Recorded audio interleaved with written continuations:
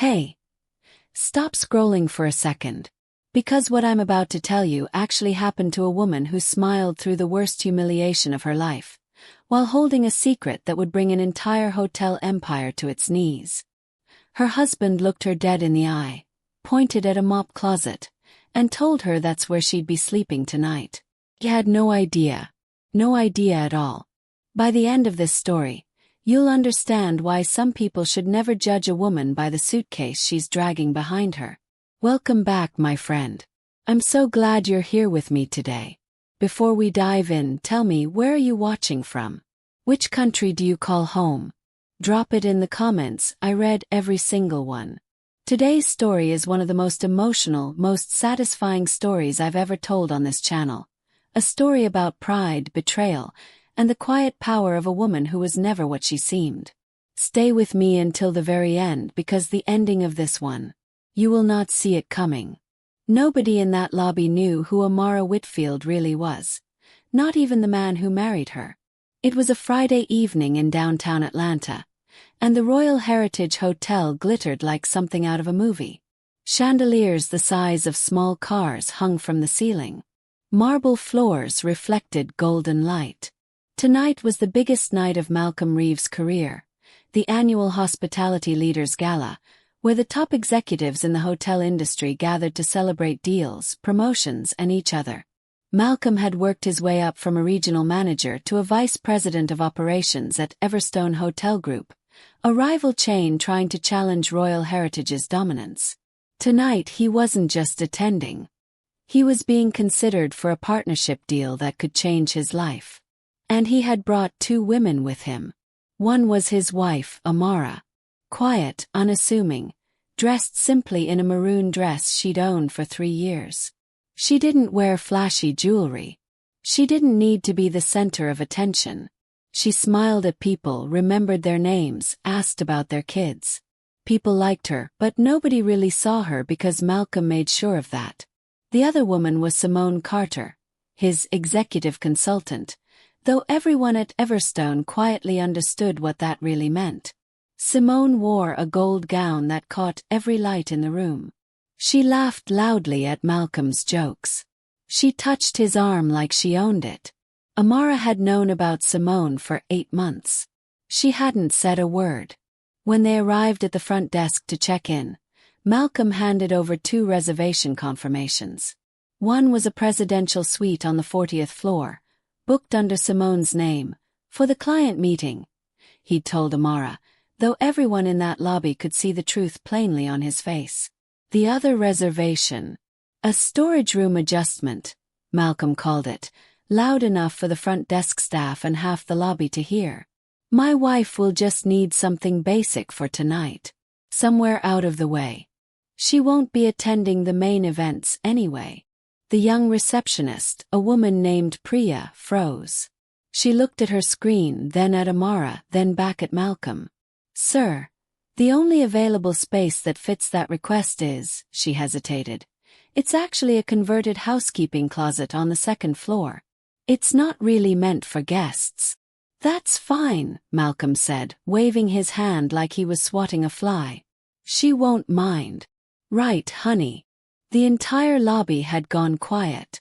A crowd of gala guests near the entrance. Colleagues, executives, hotel staff had stopped to watch. Someone gasped.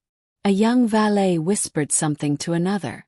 Simone stood beside Malcolm, her hand still resting on his arm, saying nothing, her lips curved in the faintest, cruelest smile. Amara stood there with her rolling suitcase, her heels together, her spine straight.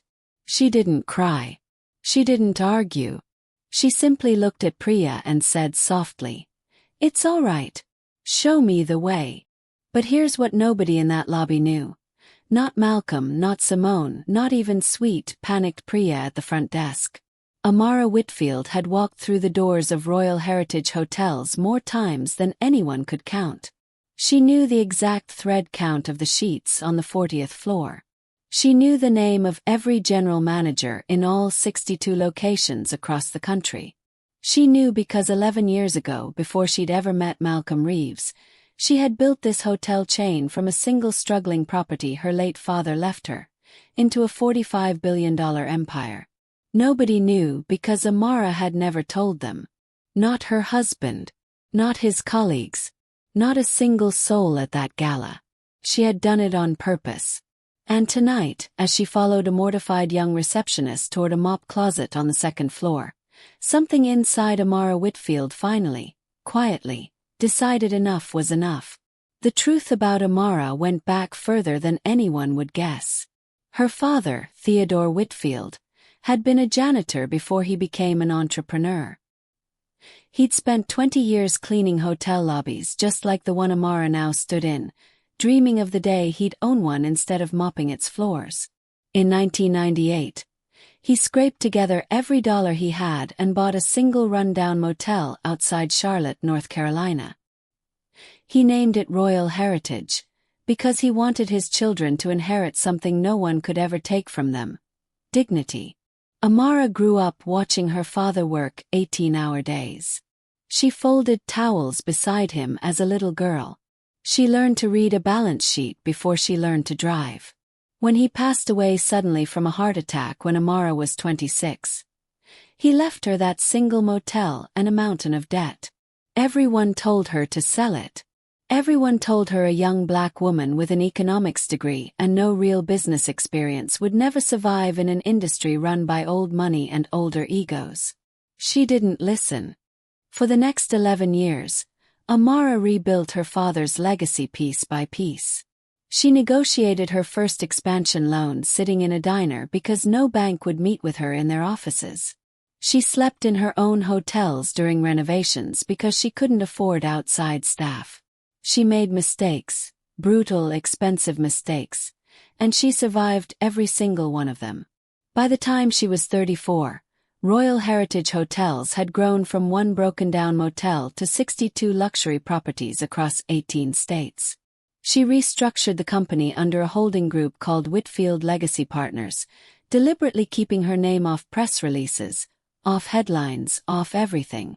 She hired a CEO to be the public face of the company, a calm, sharp-witted man named Julian Cross, while she remained the majority shareholder and true owner, quietly steering the ship from behind the curtain.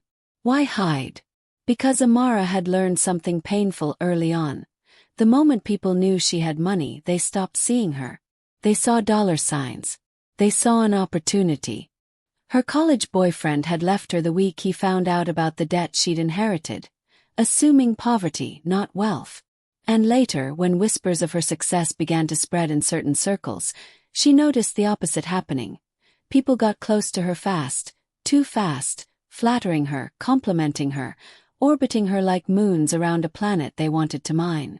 So when she met Malcolm Reeves at a friend's wedding 6 years ago, she told him the truth about her father's motel, but never mentioned what it had become. She told him she worked in hospitality consulting. Technically true. She wanted, for once in her life, to be loved for exactly who she was without a single zero attached to her name. Malcolm was charming back then. Attentive. Funny. He made her laugh until her stomach hurt. They married 2 years later in a small ceremony in Savannah. Just 40 guests, string lights, and her father's old motel keychain tied to her bouquet as a quiet tribute. But somewhere in the last 2 years, something in Malcolm had shifted. His career at Everstone had taken off, and with it, his ego. He started introducing Amara less and less at work events.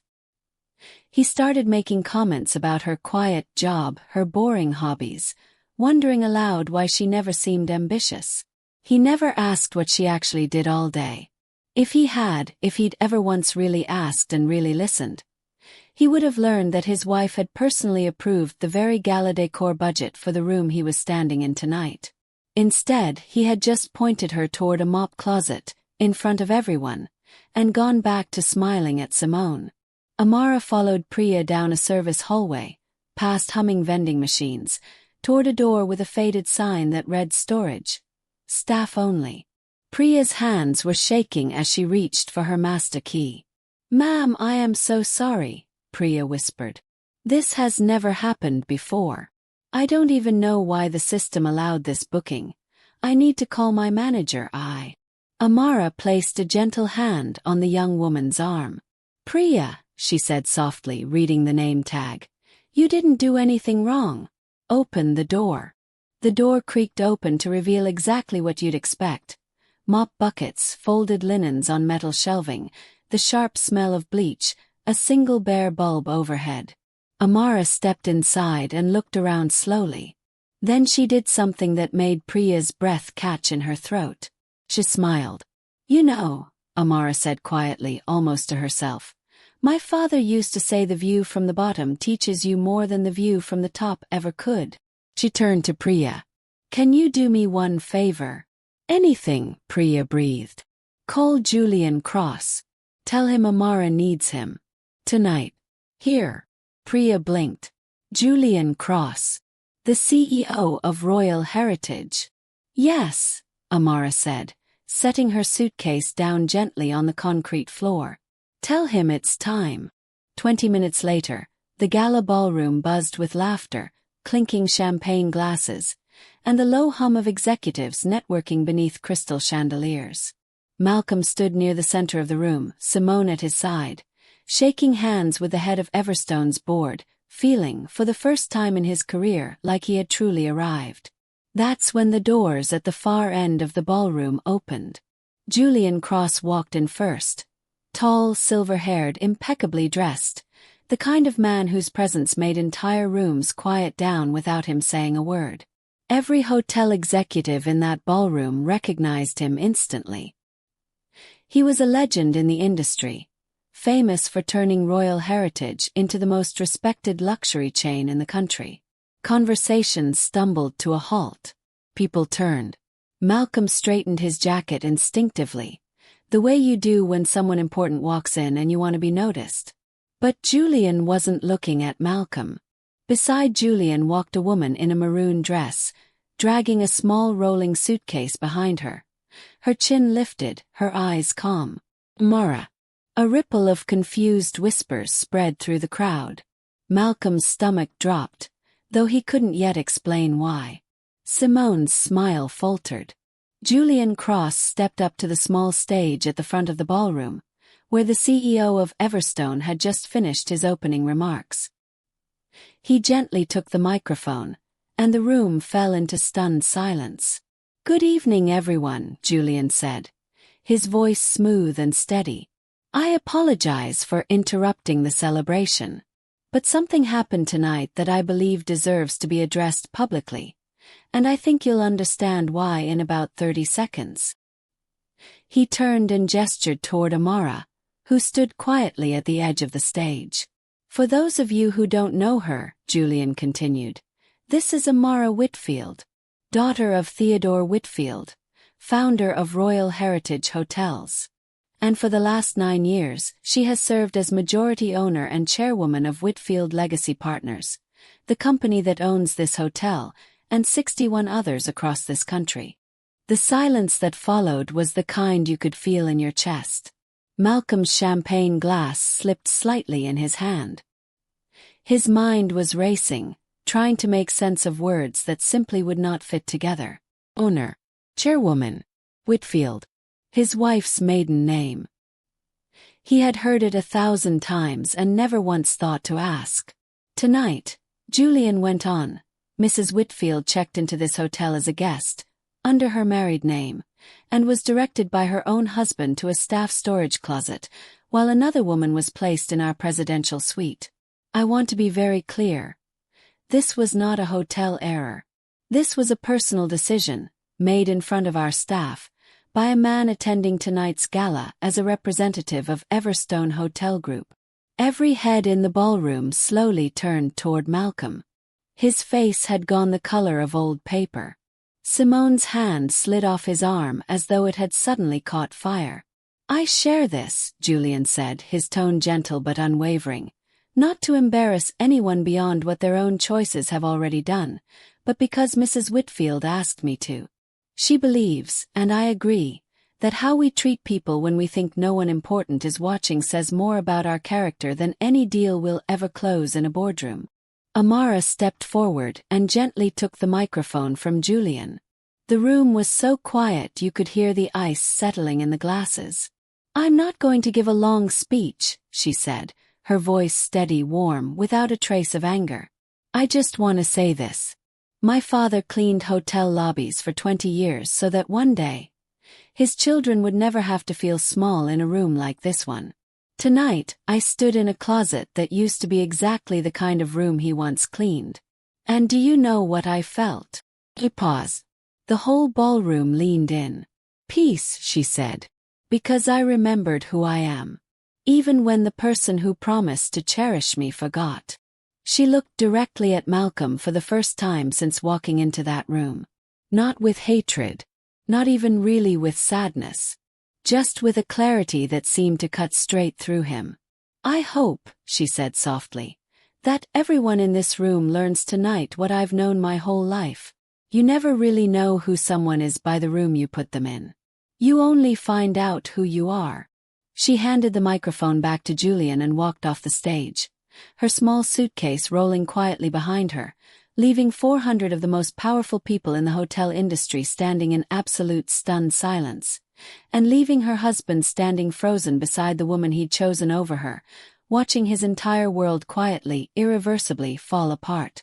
The next morning, Malcolm woke up in the presidential suite alone. Simone had left before sunrise. No note, no goodbye. Just an empty side of the bed and the faint smell of her perfume still lingering in the air like a joke that wasn't funny anymore. He would later learn she'd already resigned from Everstone via email, effective immediately, boarding a flight to Miami before the sun had even fully risen. Whatever she'd been chasing, it clearly hadn't been him. Malcolm called Amara's phone 17 times that day. Every call went straight to voicemail. By that afternoon, the story had already spread through every executive group chat in the hospitality industry. Someone had recorded part of Julian Cross's speech on their phone, and by nightfall it had over 2 million views online. The comments were brutal, unanimous, and impossible to escape. Man had a literal hotel heiress and put her in the broom closet for a side chick. This is what happens when you judge someone by what they own instead of who they are. Her father built an empire and she still knows how to hold her head up. Respect. Malcolm's own company, Everstone, quietly rescinded the partnership deal he'd been chasing for 2 years.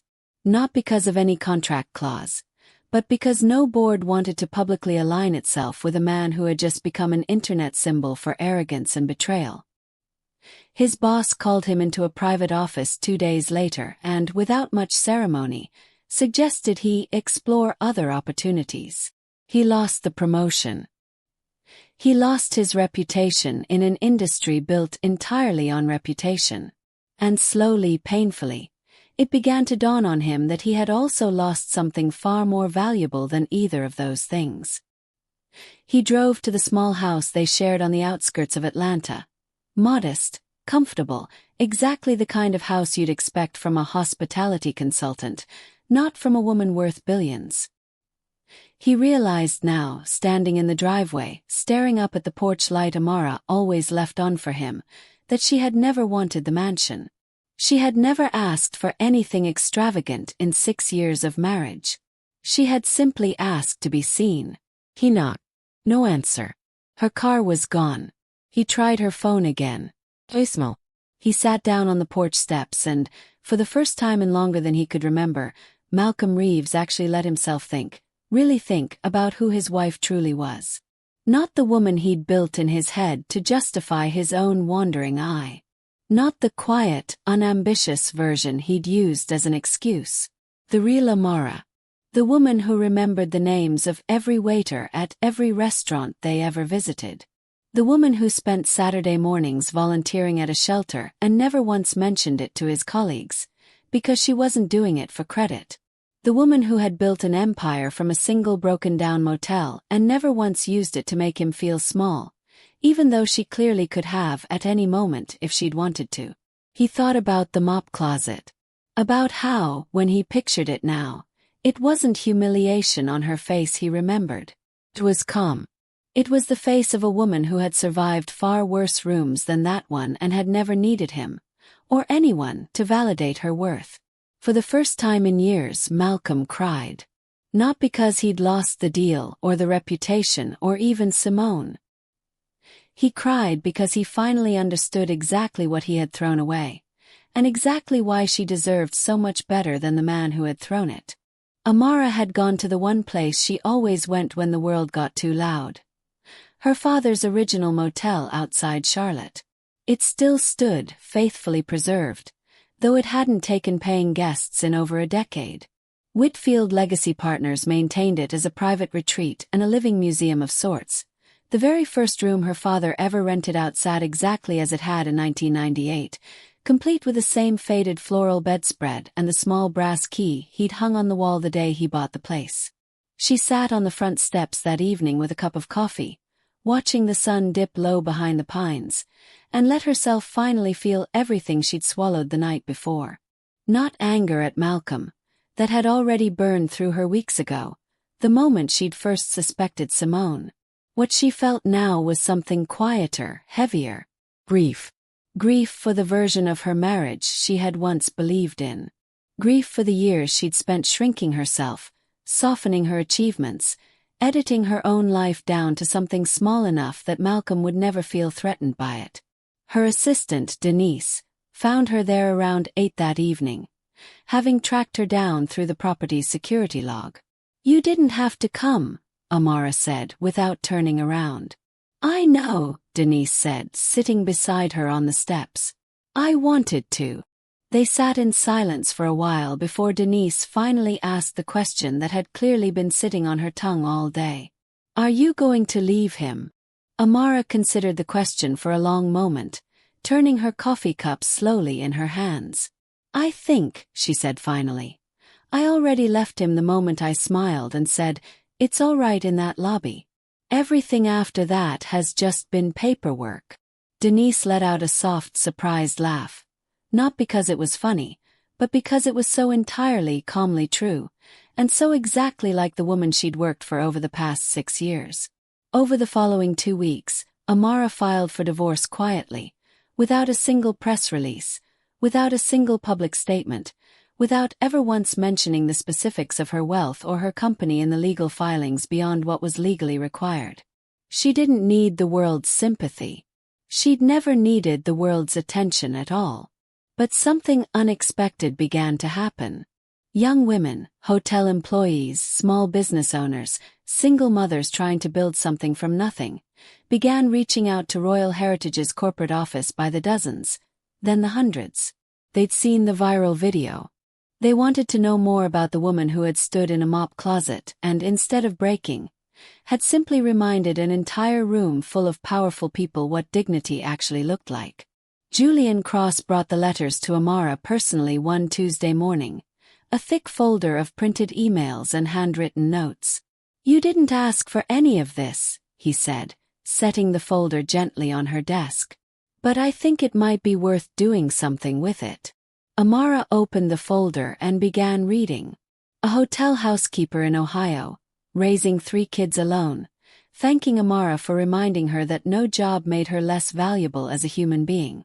A 22-year-old business school student in Texas, saying she'd decided, after watching the video, to finally apply for the small business loan she'd been too scared to pursue. A woman in Georgia, in the middle of her own painful divorce, writing simply, "Thank you for showing me what it looks like to walk away with your head still up." Amara sat back in her chair, folder in her lap, and for the first time since that night in the lobby, she felt something unmistakably close to purpose stirring behind the grief. Her father had built Royal Heritage so his children would never feel small. Maybe it was time she made sure no one else had to either. 6 weeks after the gala, Amara sat across from Julian Cross in the glass-walled conference room at Whitfield Legacy Partners headquarters, a stack of proposals between them. "The Whitfield Foundation," Julian read aloud from the cover page, testing the name in his mouth. "I like it. Tell me more." Amara leaned forward, and for the first time in weeks, there was real energy in her voice. The same energy Julian remembered from 11 years earlier, when a 26-year-old girl had walked into his office with a stack of unpaid invoices and a wild plan to save her father's dying motel.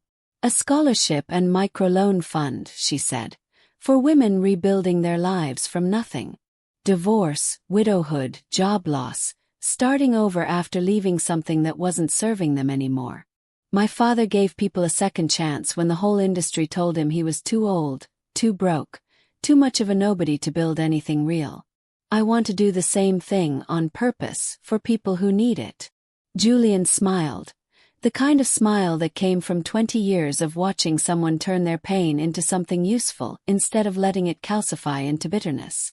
You know this is going to bring more attention to you, not less. I know, Amara said. And for the first time, that thought didn't scare her the way it once might have. I think I've spent enough of my life hiding to make other people comfortable. Maybe it's time to just be exactly who I am, out loud. The Whitfield Foundation launched 3 months later with an initial $200 million commitment. Amara insisted on being present at the ribbon cutting. No assistant standing in for her, no carefully managed press statement read by someone else. She stood at a podium in front of cameras for the first time in her adult life and told a shortened, gentler version of the story everyone already half knew from the viral video.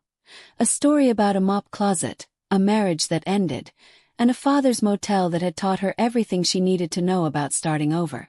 She didn't mention Malcolm's name once. She didn't need to.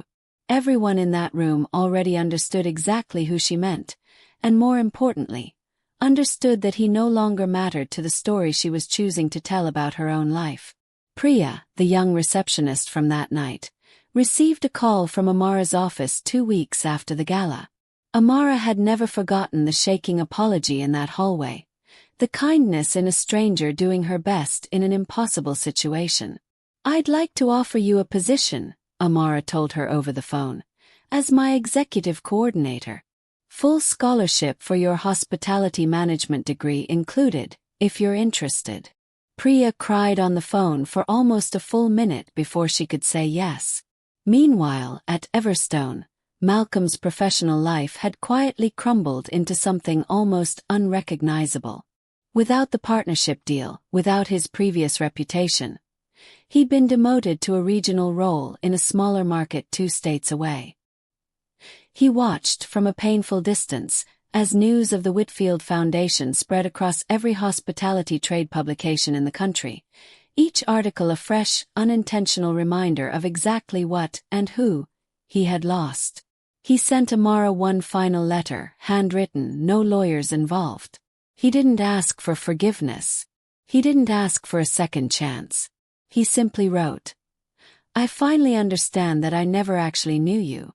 I'm sorry it took losing you to see how much I never really looked.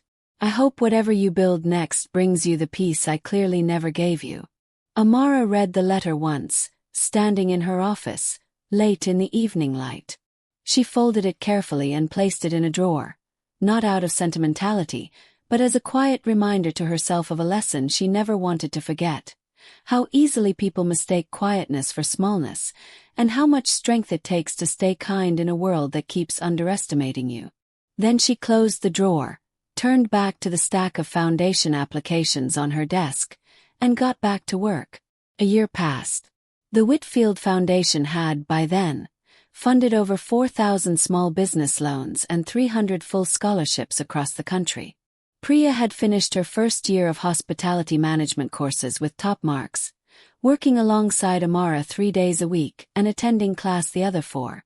Julian Cross had begun quietly preparing Amara for an even larger role, not just as owner, but as public chairwoman of Royal Heritage Hotels, a title she had spent over a decade deliberately avoiding.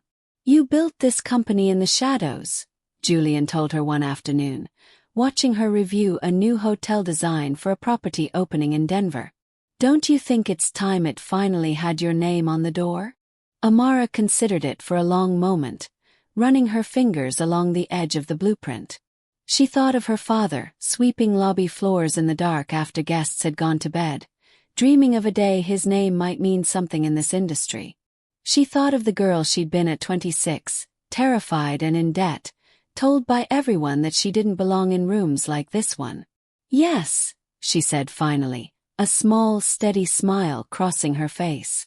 "I think it's time." 6 months later, the flagship property in downtown Atlanta, the very hotel where that gala had taken place, was formally renamed. Workers spent an entire weekend replacing the gold lettering above the entrance. When the new sign was finally unveiled, it read simply, "The Whitfield, an homage to Theodore Whitfield, founder." Beneath it, engraved into a small brass plaque near the entrance, in the exact same style as the original key that hung on the wall of that first motel decades earlier, were the words her father used to say to her every single night as a little girl, tucking her into bed above the motel's tiny office. "Never let a room decide who you are. You decide who the room becomes." Amara stood at the unveiling that evening, surrounded by Priya, Julian, Denise, and dozens of employees whose lives had been touched, one way or another, by the foundation her heartbreak had accidentally built. Reporters asked her gently whether she had any final words about the viral story from a year earlier, the story that had, in its own strange and painful way, led her here. Amara looked up at her father's name gleaming above the entrance, thought of the mop closet on the second floor that still, to this day, remained exactly as it was. She'd insisted on that, had refused every suggestion to renovate it into a proper guest room, keeping it instead as a quiet, private reminder, and she smiled. "I used to think that closet was the lowest moment of my life," she said softly. "Now I understand it was actually the beginning of the truest one." That same evening, long after the reporters had left and the crowd had thinned into small, warm clusters of laughter near the lobby bar, Amara found herself standing alone by the front window, watching the Atlanta skyline glow against the darkening sky. She thought about Malcolm sometimes, though less and less as the months passed. Not with anger anymore. That had faded somewhere around month 8, replaced by something closer to quiet, distant gratitude. In some strange, backwards way. His cruelty that night had freed her from a version of her own life that had grown smaller and smaller with every year she stayed quiet to keep him comfortable. She thought, too, about all the young women who had written to the foundation over the past year. The ones rebuilding after divorce, after job loss, after being told, in 100 quiet and loud ways, that they didn't matter as much as they actually did. She understood something now that she hadn't fully understood the night of the gala. Her story wasn't really about a hotel, or a mop closet, or even about Malcolm at all. It was about the moment a person decides, quietly, without asking anyone's permission, that their worth was never up for debate in the first place. Priya approached her by the window, 2 cups of coffee in hand, offering one to Amara the way she had 100 times over the past year. "Can I ask you something?" Priya said. "Always." "That night. In the closet. Weren't you scared? Just for a second?" Amara considered the question honestly, the way she considered everything now. "I was hurt," she admitted. "Deeply. But scared." "Well." "Because even standing in that room, surrounded by mop buckets and bleach, I knew exactly who I was. Malcolm could take a lot of things from me that night. My comfort. My marriage. My illusions about who he really was. But he could never take the one thing that actually mattered." "What's that?" Amara looked out at the glowing skyline, at the hotel bearing her father's name rising proudly behind her, at the life she had quietly, patiently, powerfully rebuilt. "My knowledge of my own worth," she said simply. "That was never his to take in the first place." 2 years after the gala, the Whitfield Foundation had grown into one of the largest women-led philanthropic organizations in the hospitality industry, funding scholarships, microloans, and shelter partnerships in over 30 states. Amara had become, almost accidentally, one of the most respected voices in American business, not because she'd chased the spotlight, but because she had simply, finally, allowed herself to stand fully in her own story.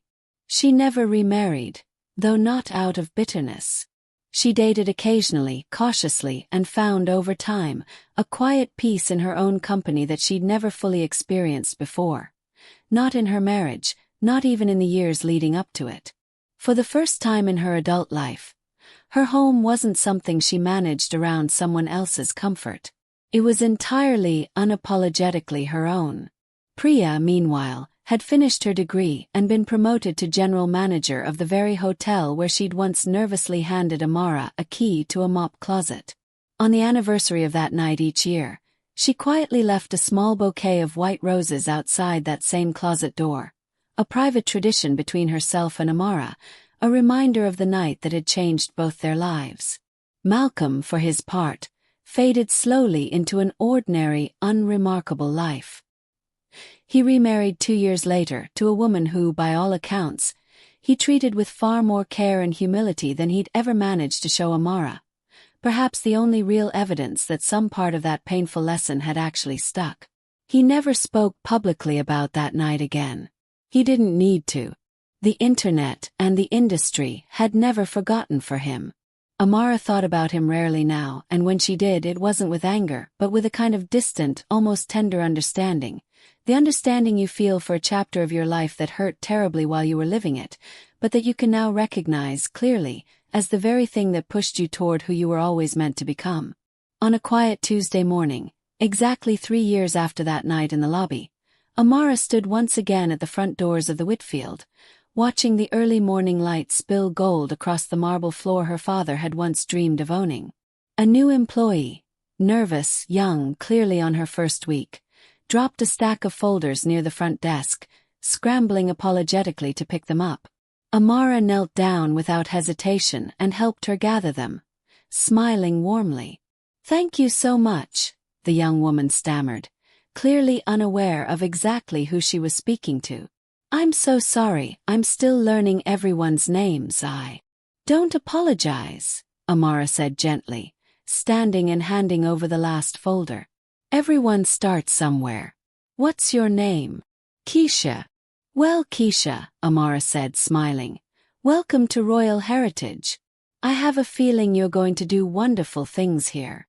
She walked away before Keisha could ask her name in return, disappearing quietly into the elevator, the way she always had, the way she always would. A woman who had built an empire not to be seen by the world, but to make sure no one else ever again felt as small as she once had, standing alone in a mop closet with nothing but her dignity and her father's memory to hold on to. Because that's the real story here, my friend. It was never really about a hotel, or a mop closet, or even about Malcolm. It's about every single person who has ever been underestimated, overlooked, or made to feel small by someone who should have known their worth. It's about what happens when you refuse to let someone else's cruelty write the ending of your story. Amara didn't need to humiliate Malcolm to win that night. She simply needed to remain exactly who she already was, and let the truth do the rest. So if there's one thing I hope you take with you today, it's this. Never let a room decide who you are. You decide who the room becomes. Your worth was never up for someone else's approval. Not your husband's, not your boss's, not a room full of strangers at a gala. It was always, quietly, entirely your own. If this story touched you the way it touched me while writing it, please hit that like button. It truly helps this channel more than you know. Subscribe if you're new here because we tell stories just like this one every single week. And if you know someone who needs to hear today's message, someone rebuilding, someone starting over, someone who's ever felt small in a room that should have made them feel valued, please share this with them. Until next time, my friend. Remember your worth. No one else gets to define it for you.